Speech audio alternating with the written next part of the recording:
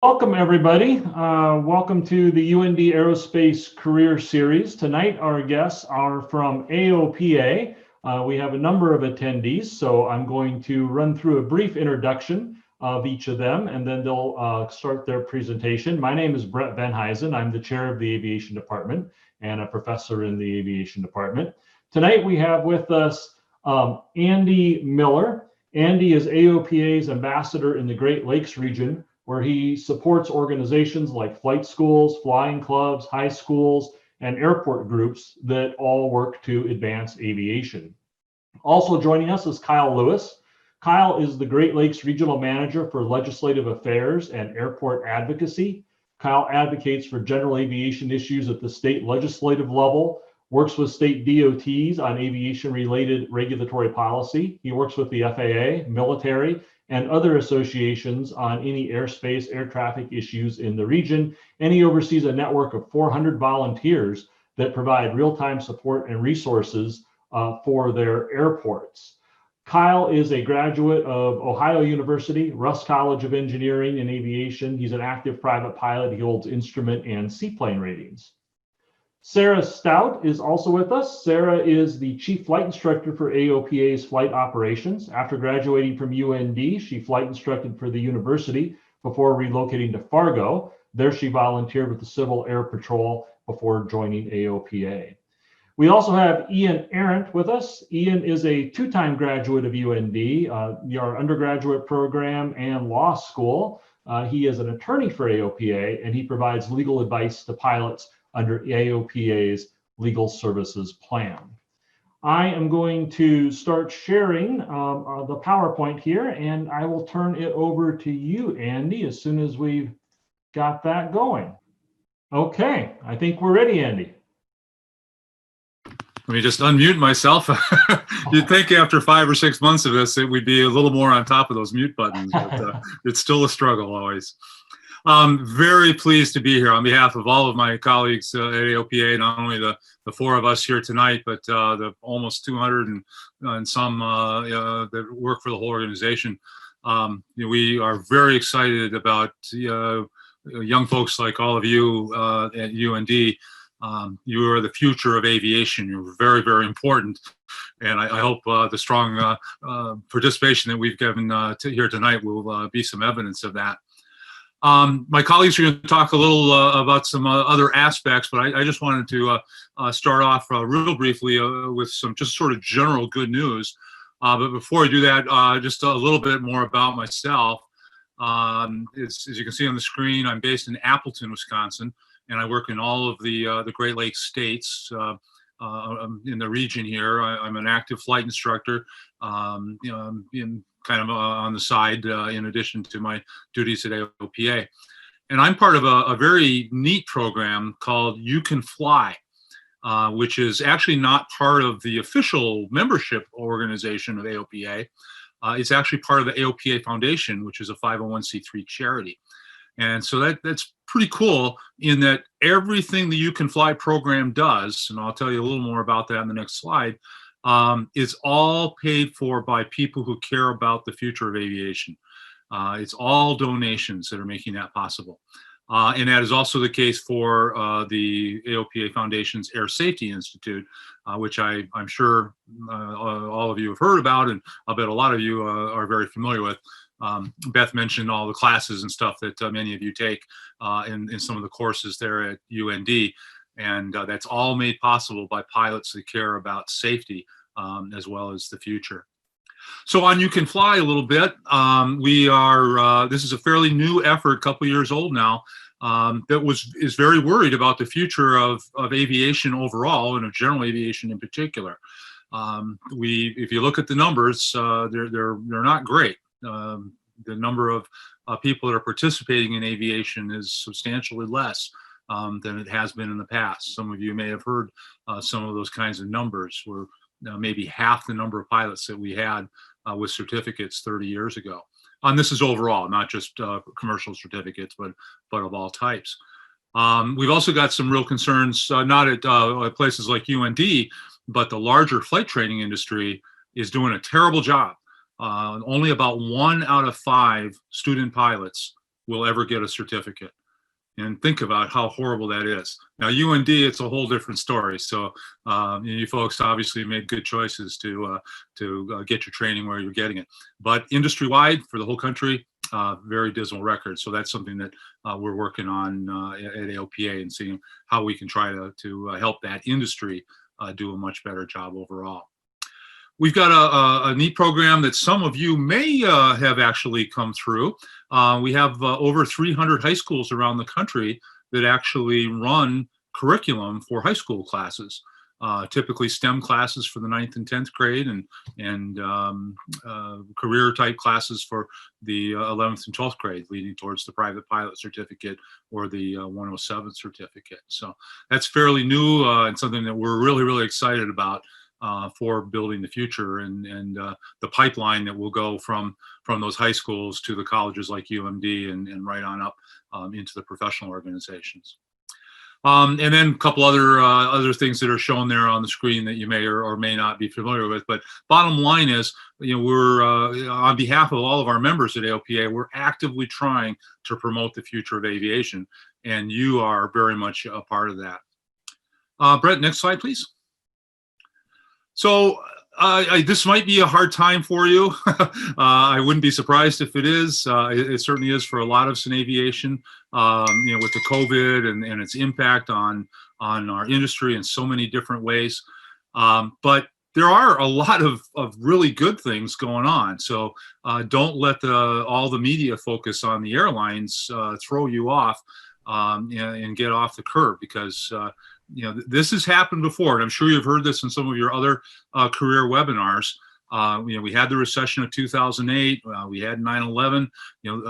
I'm old enough to have been through those things, as well as some similar kinds of drops in the industry. And it's always come back, and we fully expect that it's going to come back this time as well. And in fact, maybe stronger than ever. And even right now, it's not terrible. For example, general aviation right now, we are selling more 100 low lead fuel at this point in the year than we were at the same time last year.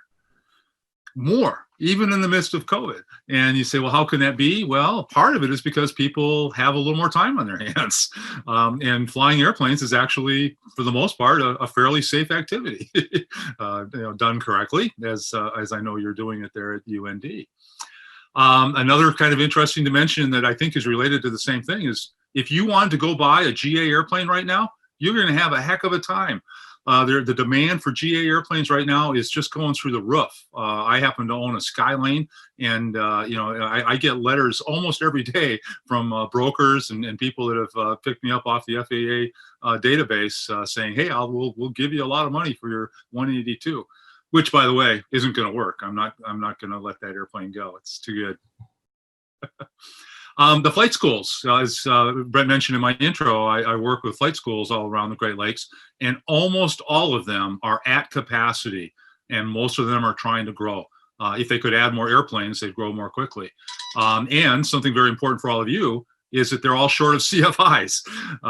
We need CFIs in the industry. There's even though there's a lot of extra pilots out in the system right now, they're not necessarily qualified to work as flight instructors. And so I think there's a great opportunity there. And yes, so those of you, as you leave the program and get started professionally, may end up being flight instructors for a longer period of time than you would have a year ago. It's still not going to be that long. All the forecasts that we're seeing are telling us that this is going to be just a couple of years through that. And so as more evidence of that, hopefully you've all seen, it just came out last week, but Boeing, as you probably know, every year does a forecast, a 20-year forecast for how many pilots and technicians that we're going to be needing in the industry. And it's a long-term look, obviously 20 years. And what was very interesting to a lot of us in the industry is their forecast for 20 years from now is only 5% less pilots than their forecast in 2019. So as bad as things seem right now, it's big picture, long term, probably not that bad. And that's all new pilots that we need. That's not all pilots that'll be in the industry. That's just the net addition that we're going to need over those 20 years. That many more people able to do it. So again, positive news in the long term. Yeah, it's going to be tough for the short term, but actually a lot of you are in a very good position. Next slide, please, Brett. We are seeing a lot of experienced pilots are being given very positive incentives to leave their professions. You know, they're retiring early, taking buyouts on their contracts, things like that. And of course, we got that large number of pilots that are going to turn 65. Well, all of those pilots, when the airlines come back, will no longer be available to the airlines. We're going to need new pilots to fill those seats, and that's you. That's you folks. And you're, especially those of you that are just getting started, you're in the perfect position, because by the time you got your ratings and got enough hours, we fully expect the industry to be back. But even now, even as bad and doom and gloom that the media has been giving us, here's just a couple of examples that I've come across just in the last week. Air Wisconsin is a regional airline that happens to be based at the same place where I am, in Appleton, Wisconsin. And as you might not be surprised to hear, I've got a lot of friends there.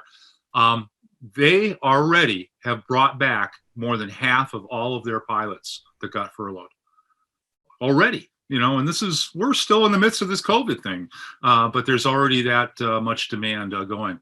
And similarly, I was on a conference call with several of the executives from some of the big cargo airlines. UPS is doubling their new hire classes from basically about 25 up to about 68, at least for the next 3 months, and they anticipate a lot longer than that. And FedEx, their next new hire class is going to, or group of classes actually, will have more than 200 new pilots. 208, I believe, was the number he quoted. This is right now. You know, this is right in the middle of what's going on. So we got a lot of opportunities still coming, and it's going to come on back like it always has in the past. And then last but not least, the stuff that none of us can even forecast. You know, it's just out there. We know it's going to impact our industry. We know it's going to happen. We just don't know exactly when. But of course, the whole eVTOL revolution, and of course, the people like to talk about that all being done as automation. But you talk to the regulators and those kinds of folks, and it's going to be a long time before they're willing to let those aircraft operate with human beings on board without a qualified pilot. So that's going to help our industry. And the electric airliners that we expect to start hitting the market in 8 to 10 years. One of the things that's going to happen is those airliners can't fly very far. And so we're thinking that the whole hub and spoke system is going to get dramatically revised with a lot more small airplanes needing crews, as opposed to fewer big airplanes and therefore needing less crews. So all really good stuff. And bottom line is, the whole industry is expecting the pilot shortage will be back shortly, which obviously isn't all that good for the industry, but might be very good for all of you as career pilots. So hope that helps.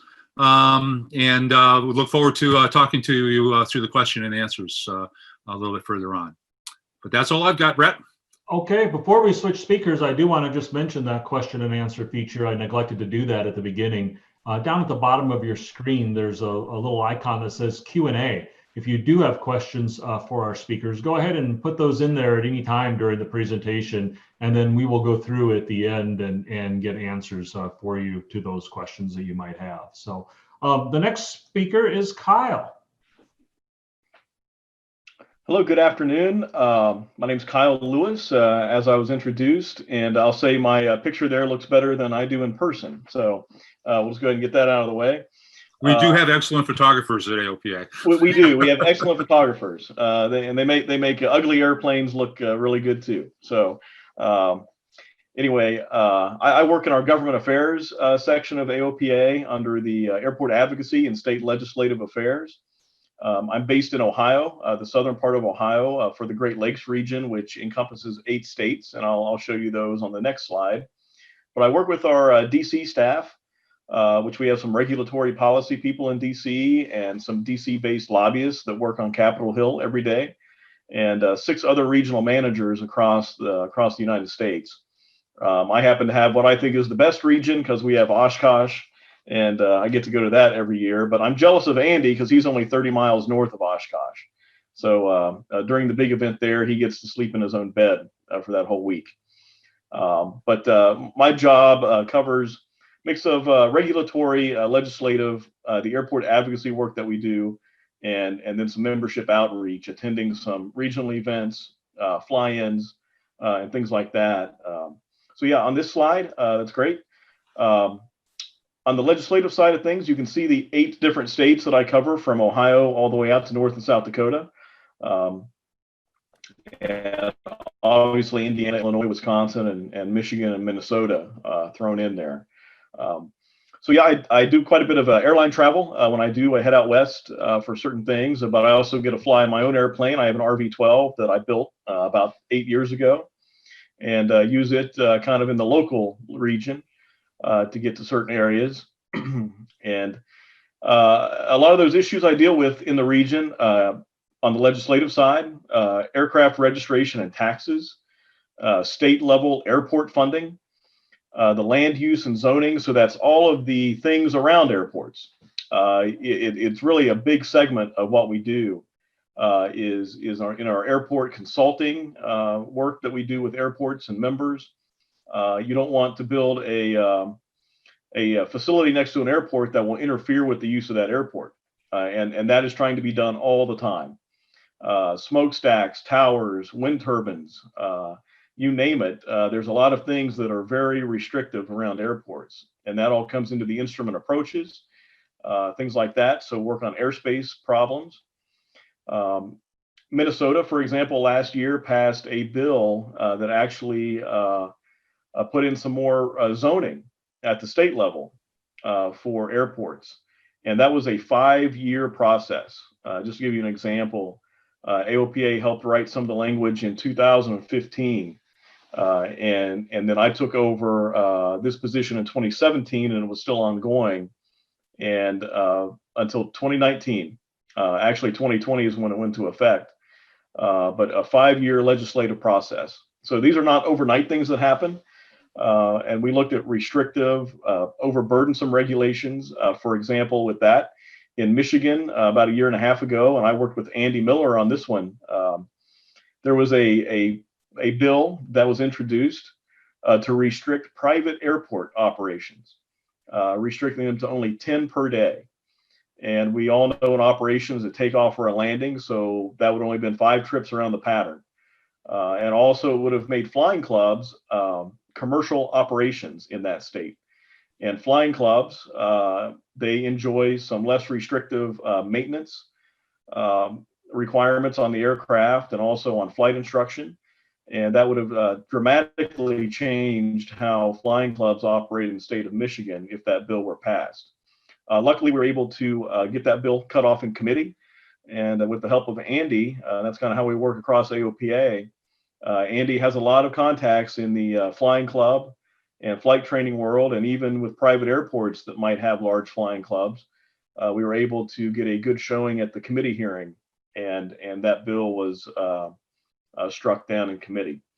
Again, regional airspace issues. One that you may be familiar with is the Powder River Special Use Airspace, which covers 4 states out west, North and South Dakota, Montana, and Wyoming. And that is the main airspace training for the B-1s based at Ellsworth.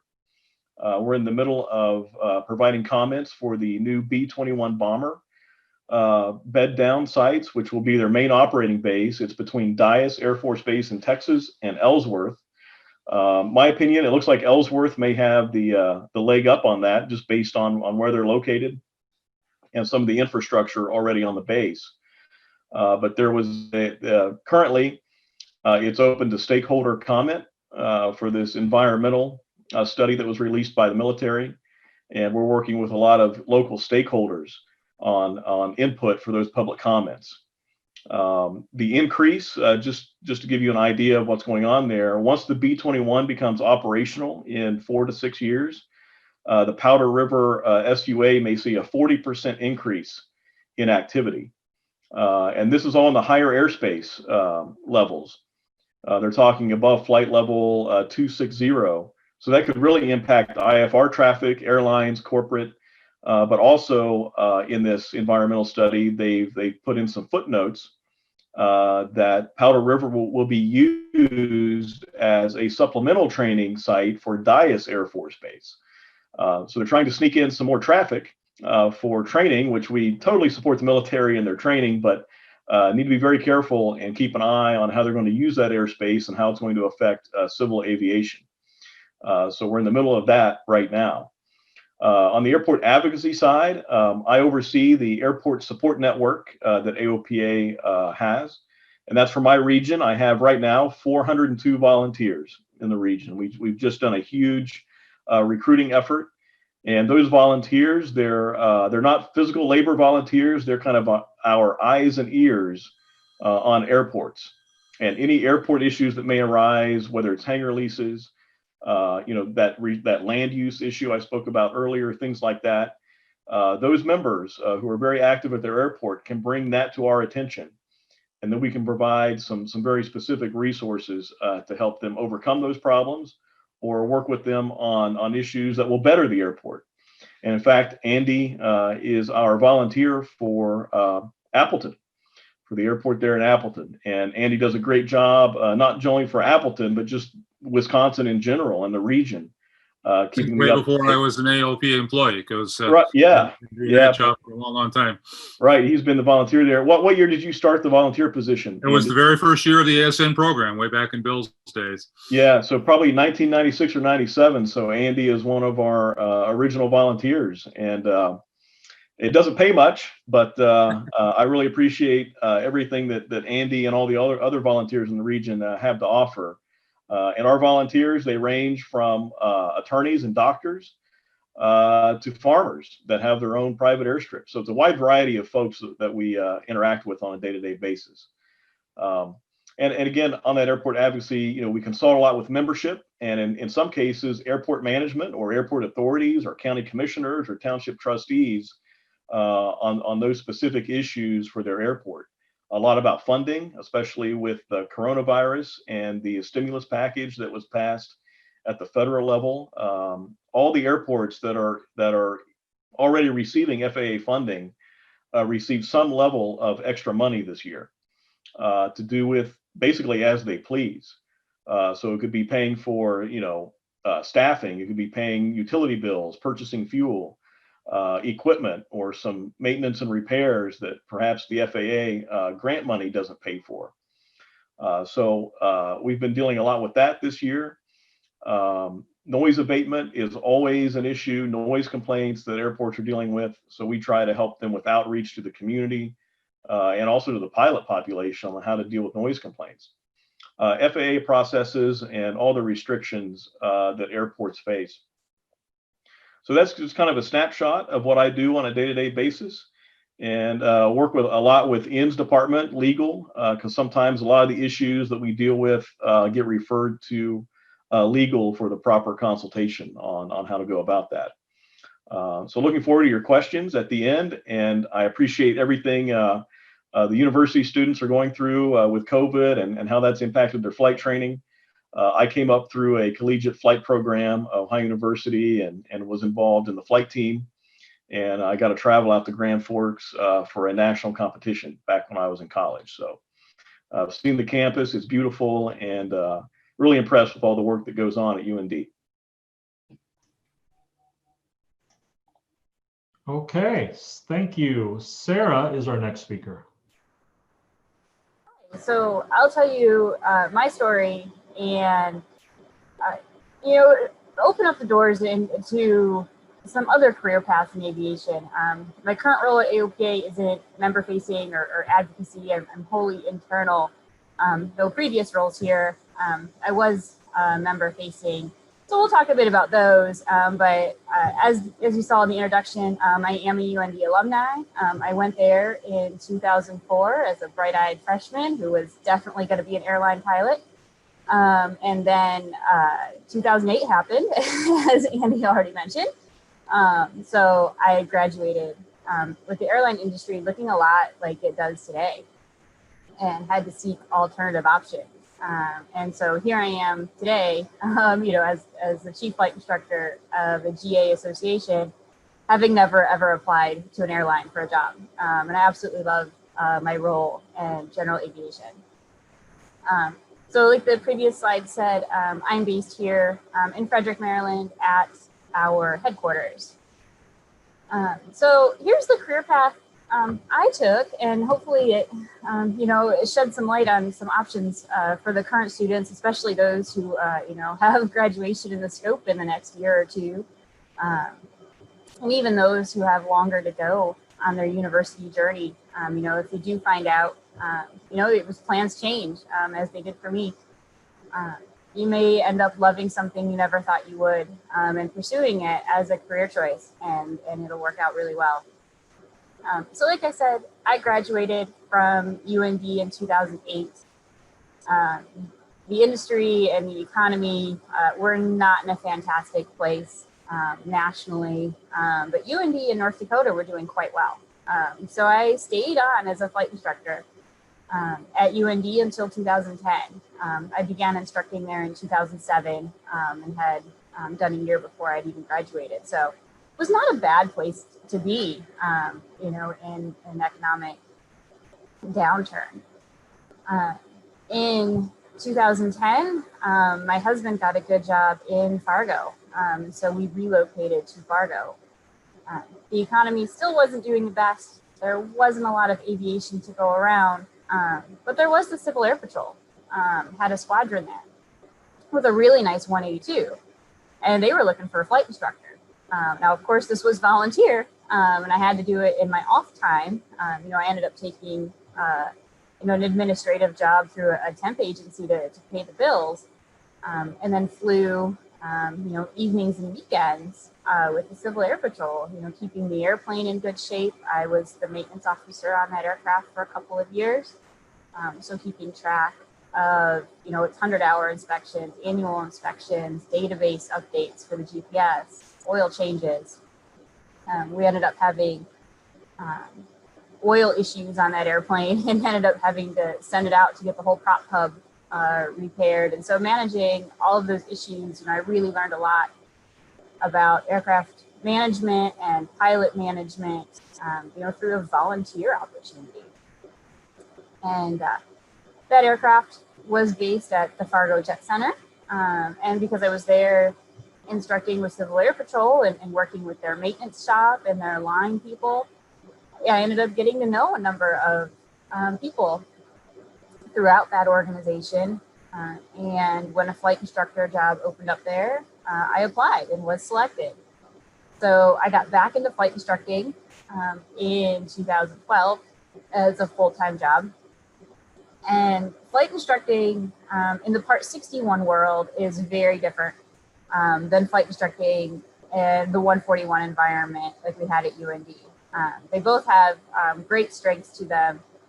And one of the things I loved about flight instructing Part 61 was that I also had a lot of other options of flying I could do. So I flight instructed was about 90 to 95% of my working time. But I also got to do other really cool flying. We did city tours and first flights. So that was really great to get to introduce people to aviation and give them a tour of what general aviation looks like at their airport.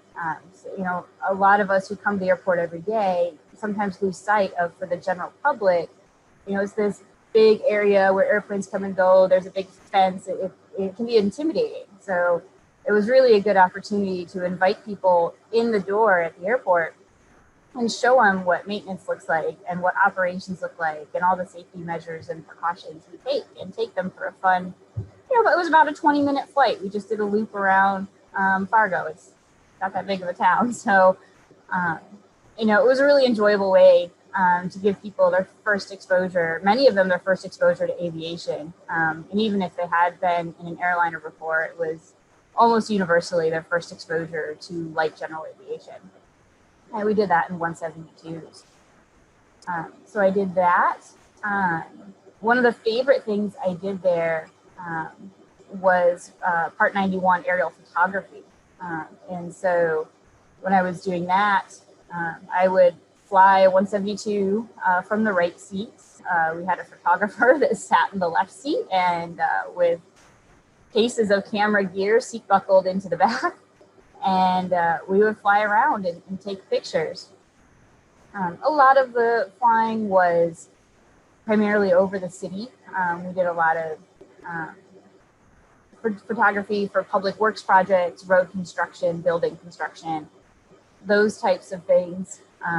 So it may not sound that exciting on the surface, but it really was challenging technical flying because half the city is within the Delta airspace, half is not. So you're constantly in and out of the airspace, across the approach path to the runway. So you're having to manage, altitudes and bank angles and trying to get as much of the airplane out of the way as you can for the photographer, and at the same time be conscious of airspace and your frequencies, and knowing that the airliner was 20 miles out, and can you try to get these pictures of this road done and get out of the way, so you don't have to come back.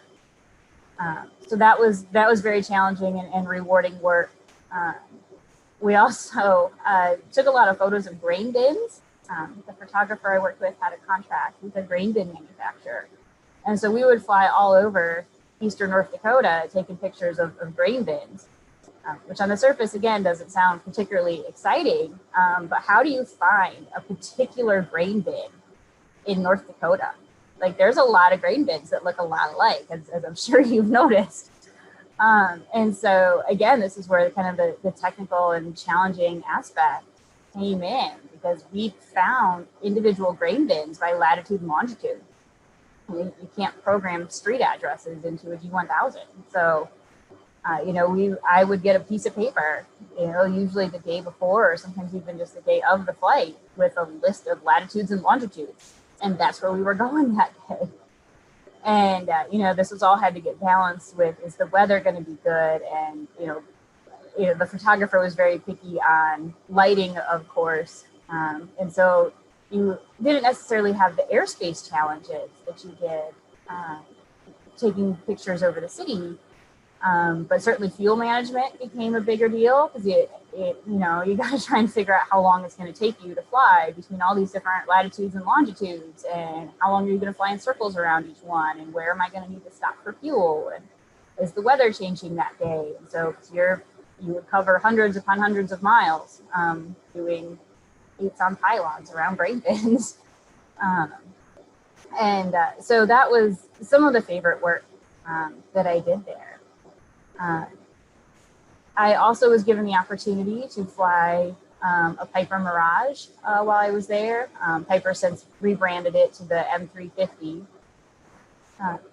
And so that was really fun. So that was my first experience getting into, private passenger carrying operations. And so it was the other pilot and I flew together for the first several hours to meet the insurance requirements. But after that, it was single pilot IFR in passenger carrying in their private aircraft. And so you went where they wanted to go, as long as the weather and everything lined up. And the aircraft was certified for flight to known icing. It had very good climb performance, very good takeoff and landing performance. So there were very few places and few situations where you really couldn't go.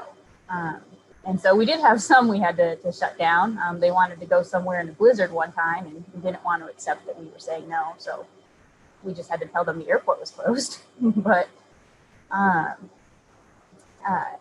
it was very challenging work. We would fly them, into different places in Montana for business. And then they wanted to celebrate their birthday in Chicago. So we went into Midway, dropped them off for their birthday. And so you got to go and see and do all sorts of cool different things, all in general aviation. So I was doing that and found, kind of quite by accident one day, a job listing at AOPA. And I had been an AOPA member since I was in high school, and thought the job looked interesting. And Frederick is about an hour north of Washington, D.C., and both of my sisters were already living in the Washington, D.C. area. So it was an inviting prospect to move to the area to be closer to family. The job looked interesting. The job was the first one on the list there as an aviation technical specialist. So what this role does is this is the primary member-facing pilot role at AOPA. And we have an 800 number, and if you have a question on pretty much anything aviation related you can think of, and you can call an 800 number, we're there to answer the phone and try to answer the question. So I applied for the job, interviewed, and was offered the position and relocated to Maryland. So that position is really where I got started in different avenues in general aviation. I got involved with the events that we host and being member facing, like at the tent at Oshkosh, Sun and Fun, our regional events. It also got me deeper involved in advocating and protecting for general aviation. Really some of the work I'm most proud of here is work that most members don't even know happens, and a lot of employees don't even know it happens. And Kyle hinted at it already with the obstruction work. One of my roles as a technical specialist was to evaluate the public circularization of FAA's airspace studies on obstructions. And so I would read and evaluate about 600 to 800 studies a year, looking for impacts to general aviation, whether that was restricting traffic patterns to one side of a runway, or impacting instrument approaches. Those were the most common ones. And so that would then get into working with the local authorities, the regional managers, the FAA specialists doing the studies. So you really got into advocating on kind of the local level for individual members doing that. I was then promoted to a senior aviation technical specialist. So a lot of the same work, just more deeply involved in advocacy. I took over being the primary airport contact. So when members would call the 800 number with airport questions, a lot of those got funneled to me, and I was the primary contact in getting the member the information they needed just to get through the day, and then getting them routed to the appropriate regional manager, or if it was something that needed the involvement of our DC staff, getting them involved. Also had the opportunity to become more deeply involved in our regional events. And if any of you have ever been to our regional events, they're quite spectacular. We pretty routinely will get 400 to 600 light general aviation airplanes on and off an airport in a little over a 48-hour period, with no operations at night. And so it's really quite something to see, and all of the planning that goes into exactly where these airplanes are going to go and how far apart they are, and all the planning for the field. Really a cool turn in my career. I was having a great time doing that, but I missed flying. We do have a benefit here. We do have a fleet of aircraft for staff to fly, but you got to do it kind of outside of your job in a lot of cases. And so it was tricky to be in the airplane as much as I wanted to be, and still fulfill these job roles. And so our previous chief flight instructor announced his retirement, and I applied for the job and was given the job. So I've been the chief flight instructor here for 2 years, and it's really been great. So I oversee our flight training and proficiency programs. So all full-time AOPA employees are eligible to have their primary flight training paid for by the company. And certificated pilots have an allotment that they can use to fly our aircraft every year to maintain proficiency. We have a fleet of 6 aircraft, ranging from light sport aircraft up to a beach bonanza.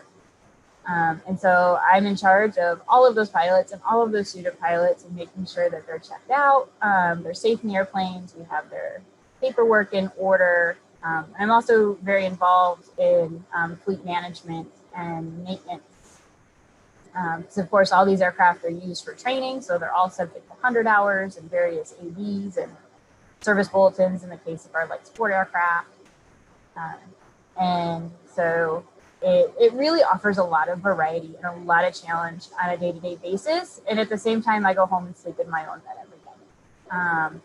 So in my current role, travel is very limited and it's voluntary. So, if you're looking to stay in aviation and, looking for opportunities where you can still fly, what you want to fly and really, enjoy a lifestyle where you can be home with your family frequently. I would encourage all of you to explore opportunities in general aviation.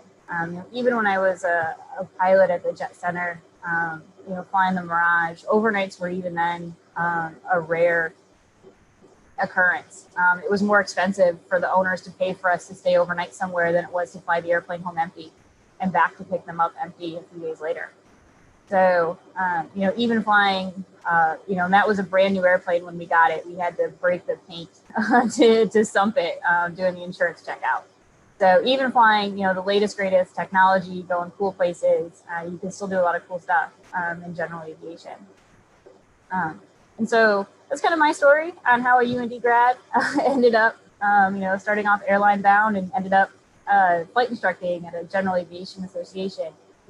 So hopefully that shed some light on career opportunities that are out there that are available in general aviation that you could get. So I think Ian's up next. Yes, Ian is our next speaker. There you go, Ian.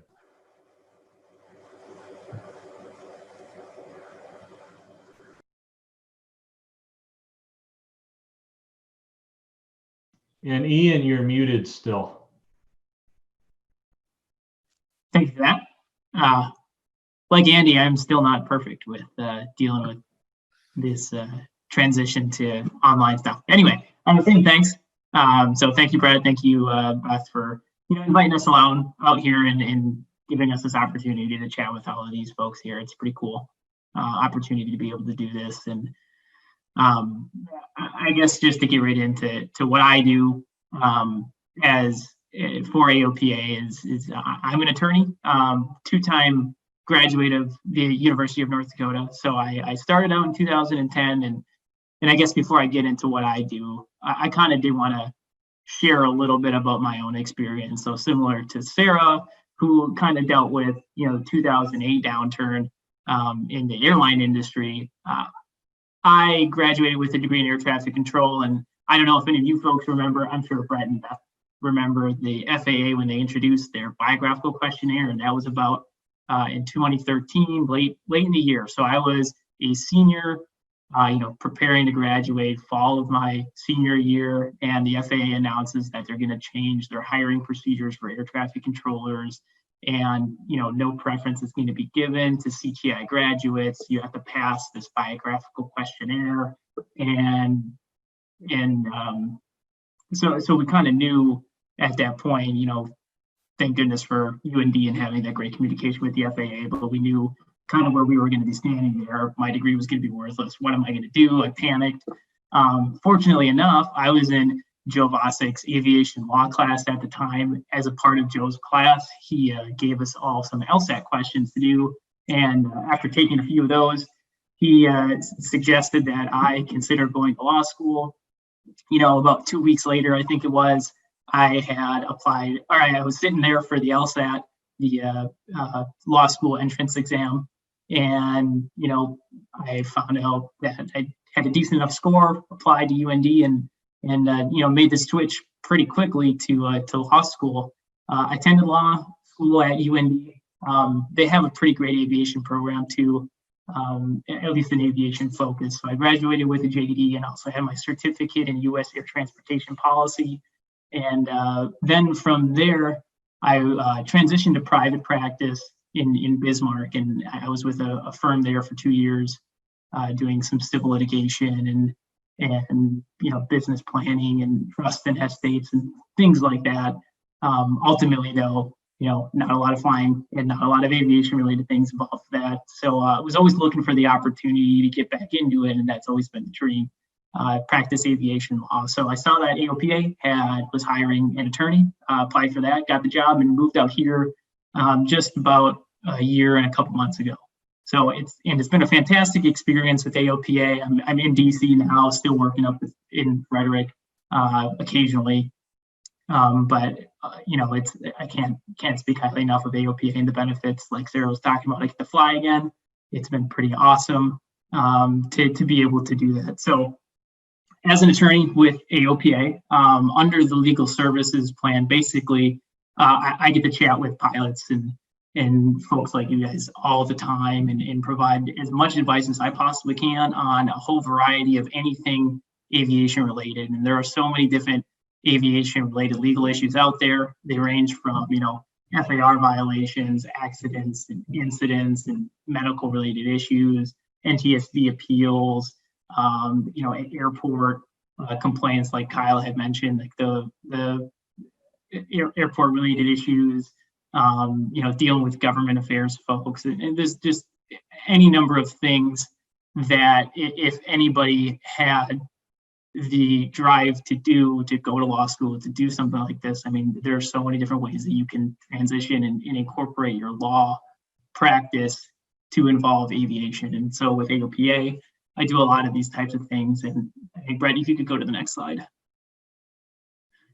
So how I get the opportunity to work with pilots on a daily basis through AOPA is through a broader benefit that AOPA members have an opportunity to add on with their membership. And that's the pilot protection services that AOPA offers. So in addition to the legal service stuff, which I get to work with, they also offer some additional benefits for the medical folks and your medical related questions and things like that. Sticking to what I know in the legal department is the legal plan here. And so, I mean, obviously there's a plan and it's kind of like an insurance, but it's not really insurance, so don't tell anybody that. But really how it works is, if there's one of several instances that occurs to you as a member of the plan, you can call in and get some good legal advice, from pretty experienced attorneys. And so in the plan itself, there are four full-time attorneys, myself included, and then 3 other folks that are just fantastic. One part-time attorney, and I believe Brett has actually worked with him in the past. Ray Speciale, great guy, who's also a CPA. And then in addition to us who are full-time or contracted directly with AOPA, we have a network of around 700 panel attorneys, and the wealth and breadth of knowledge and experience that they offer and they bring to the table is just an absolutely enormous benefit for the slight cost of a couple $100 or $100 a year, I think it is for the larger plan that they have. And I believe Brett is still a AOPA panel attorney, which is fantastic. Great to have him on board that way. And so it's really a cool opportunity for me to be able to work with aviation law related issues on a daily basis, and also be able to reach out to these 700 folks across the nation that also are similarly minded and dealing in similar issues. Next slide, please. All right, so a couple of the things that I just kind of wanted to show you guys what I do on a daily basis. And this is just our top 5 category from 2019. Obviously 2020 hasn't finished yet. And our numbers have dipped a little bit since then due to the pandemic, but we're mostly on par with everything else. And we're definitely climbing back up to our normal total. So as you can see, in 2019, we had 5,066 independent legal cases that we dealt with. And, occasionally, some of those calls were from, some of those cases were from the same person who had, multiple legal issues. But for the most part, that's about 5,000 folks that we talk to and we help on a yearly basis. And as you can see from here, this slide and this chart, these are our top 5 categories. Primarily, we're dealing with a lot of transactional related stuff. Your typical aircraft sales, helping with purchase agreements, helping with, planning how you're going to structure that aircraft if you're going to put it into an entity. The related issues with that, because now if you were putting an aircraft into an entity, You also need to have a dry lease in place, because if you don't, the FAA says that you're an illegal 135, and there's all kinds of other issues and things like that that you need to avoid and be really, really careful of.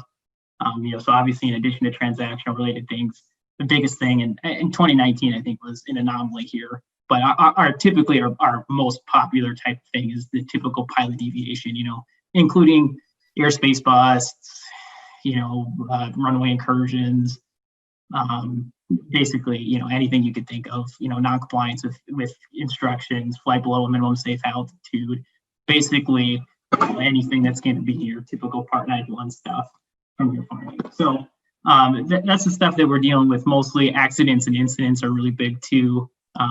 Those happen every single day. And they can, range from the relatively minor, from ground loops, gear up landings, and things like that, which are obviously going to be more common and easier to deal with.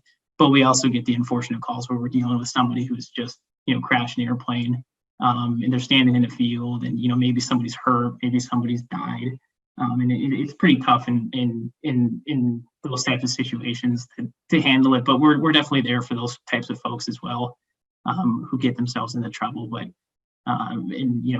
dealing with your NTSB reporting requirements under Part 30, your notice, as well as filling out your form, your NTSB form 6120.1, all of that stuff, dealing with the FAA and the changes that the NTSB and the FAA are going through right now because of the coronavirus. In case you guys didn't know, the NTSB, who typically would respond to any aviation accident as it's defined in 830.2, would typically respond to those in the serious injuries and fatalities. But because of the coronavirus, NTSB folks have not been responding to accidents, and so what they're doing instead is, by bilateral agreement they have with the FAA. The FAA is actually investigating these types of things and doing the fact gathering portion of it. Now, NTSB is still responsible for determining probable cause of every aviation accident, but end of the day, you're dealing with an official from the FAA as opposed to the NTSB. And so you have to be really, really careful about what you're saying, because not only is the FAA gathering facts for the NTSB, they also have their own obligations to contend with, and that's the investigating FARs and trying to see if there's issues of competency that might warrant a 709 check ride. So all kinds of things like that, and accidents and incidents. In addition to that, a lot of the basic calls that we get are FAR interpretations. Can I do this? Can I do that? How do I fly my aircraft to make money? Can I post YouTube videos of myself in the cockpit and make money off that advertising? I think no, if you're a private pilot, but the FAA hasn't responded on that one yet. Anyway. And then, also one of the big issues we get is medical certification, which I think is going to be really important for all of you folks to keep in mind. It's never, we're never too far away from having our medical revoked for whatever reason. If we have typical heart murmur, if you have injured your head, FAA is really big on that one, obviously, the TBI issues and things like that. And it's pretty easy for, these one-off anomalies or isolated incidences that if the FAA becomes aware of them, if you don't handle them appropriately, you could lose your medical for a time being. And, there's a pretty good chance we can maybe get it back through a special issuance procedure, but that's never a guarantee. So in between dealing with all of those and on top of everything like that, there's all the other underlying issues like NTSB appeals and things like that. But for the most part, we get to, incorporate our panel attorneys into all that stuff as well.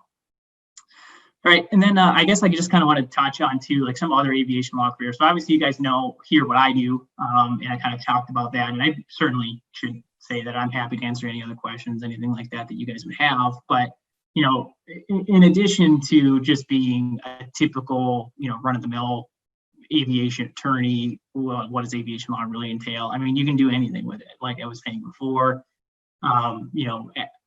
specifically on the attorney realm, there's working for the government, there's FAA jobs. If you look at FAA Office of Chief Counsel, they have 7, 8, 9 different, sectors, different divisions of the Office of Chief Counsel, and all of those folks, they're attorneys too. So a lot of things you can do that way, whether it's, whether it's enforcement related stuff, whether it's policy related, whether it's regulatory stuff, whether it's employment law, anything like that.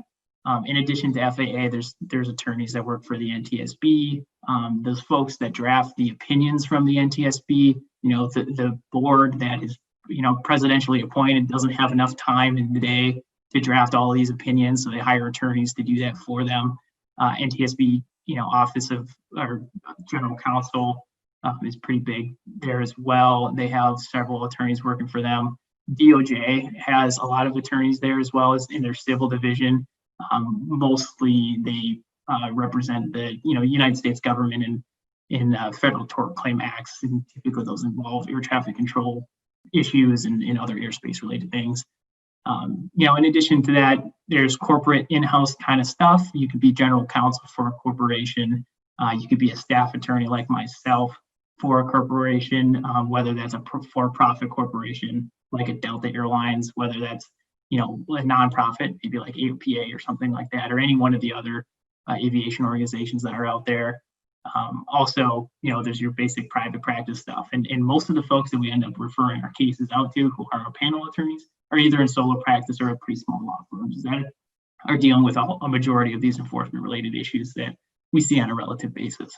And then, the cool part about a JD is that it can get you so far, even if you don't take the bar, even if you don't pass the bar, even if you don't want to practice law.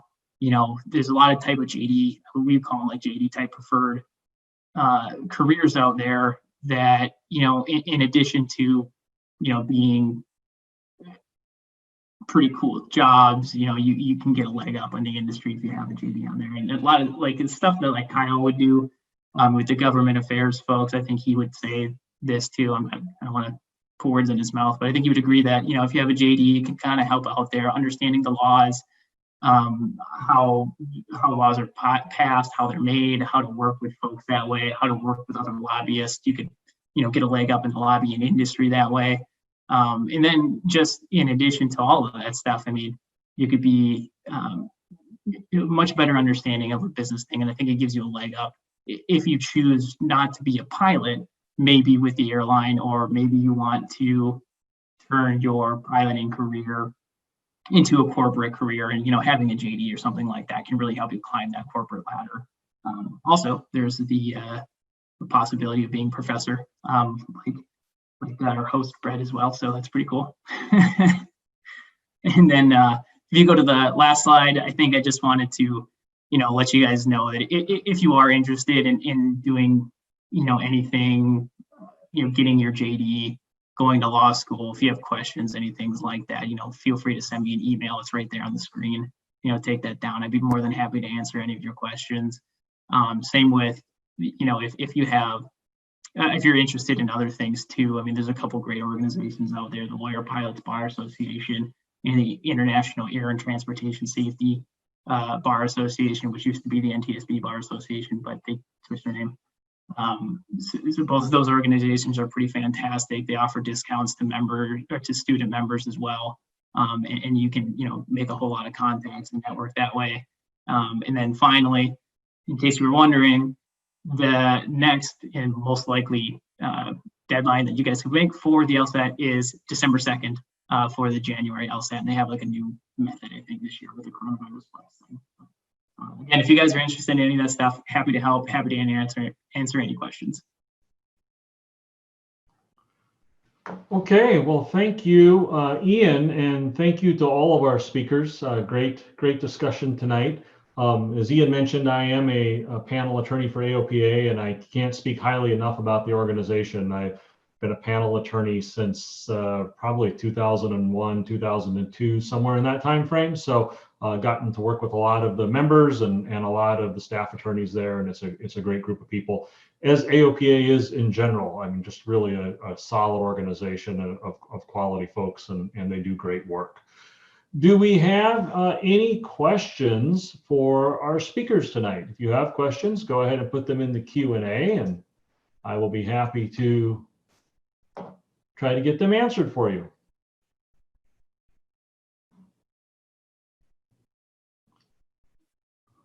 Well, we are not seeing questions come in. Are there any closing comments from any of our panelists? We are coming up on our 1 hour, so maybe if anybody has any final comments that they'd like to make, and then we'll take one last look at the questions to see if anything pops up. You started us off, Andy. Would you have any closing comments? Maybe just to reiterate what has come up several times already tonight, but that is keep the faith. Aviation is a great sector to be involved in almost any way you want to do it, as a pilot or as a maintainer or as somebody that just enjoys it. It's just got a lot of wonderful people and a lot of great opportunities. And you folks are, as I said at the very beginning, the future. And we're really glad that you have made that decision and want to help you in any way that we can as you try to move ahead. Great. Well, that's great to hear, Andy. And I should contact you about your 182. I'm in the market for one. Apparently, everybody else is too. So. Yeah, they are hard to get right now, and you're not getting one. Any final comments from Sarah, Kyle, or Ian? Yeah, I just wanted to say, thank you for inviting us here tonight to share our experiences and what AOPA does. And to kind of share with the students the path that graduates can take, even if you graduate, in an environment and an economy that is not favorable to aviation right now. Like Andy said, stay the course. There are career paths out there, and aviation is very flexible. So even if you, explore one path and you decide you want to do something else, that door is pretty much always open. And just explore everything that's out there. Don't start school with the mindset that you're going to do one thing. So you might be missing out on something that you absolutely love to do. You just don't know it yet. Very good point. Kyle. Yeah, I'll just add on to what both Andy and Sarah has already touched on.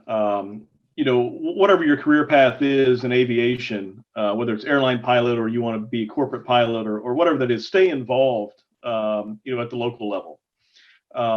Especially with your airport, whether you have a home-based airport or you fly out of a few airports, whatever that is, and you don't have to be an airplane owner to be involved at your airport. There's a great camaraderie at airports.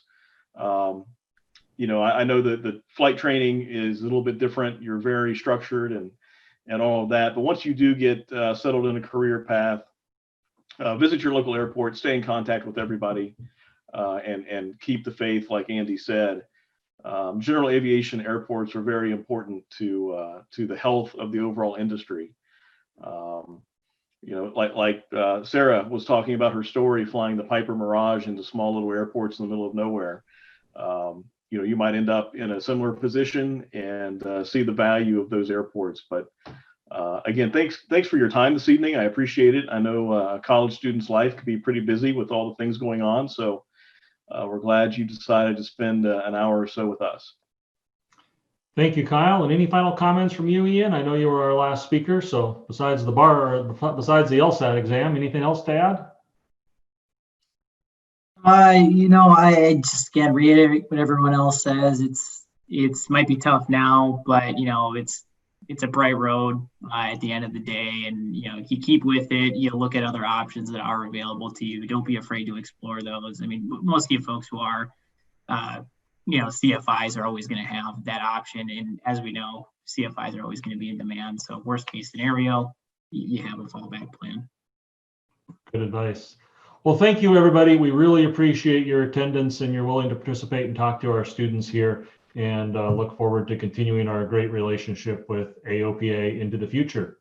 Have a good night. Bye, everybody.